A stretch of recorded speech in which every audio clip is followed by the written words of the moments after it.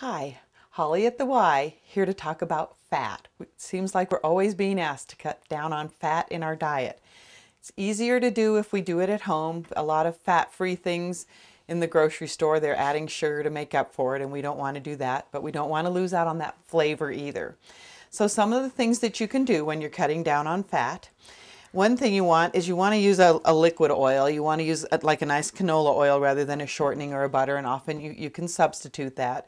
But at the same time, you can reduce the amount of fat in a lot of recipes. And when you're baking with the buttermilk, that's one of the ways that you can cut down. So say your recipe calls for a half a cup of buttermilk and a half a cup of oil. Well, you can just put in a fourth of a cup of oil, and then you can go ahead and fill the rest of the measuring cup up to a cup with the buttermilk, and you're still going to have that nice, moist, flavorful baked goods. Also, when you're cutting down on oil and you're baking with bananas or pumpkin or other fruits, then you don't have to have as much oil. They're going to give you the moistness and they're going to give you the flavor that you need.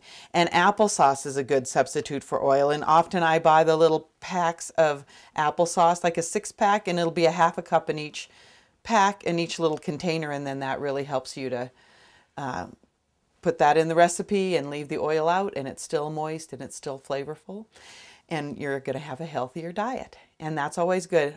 Me and my family are working on cutting down the fat in our diet. Happy baking.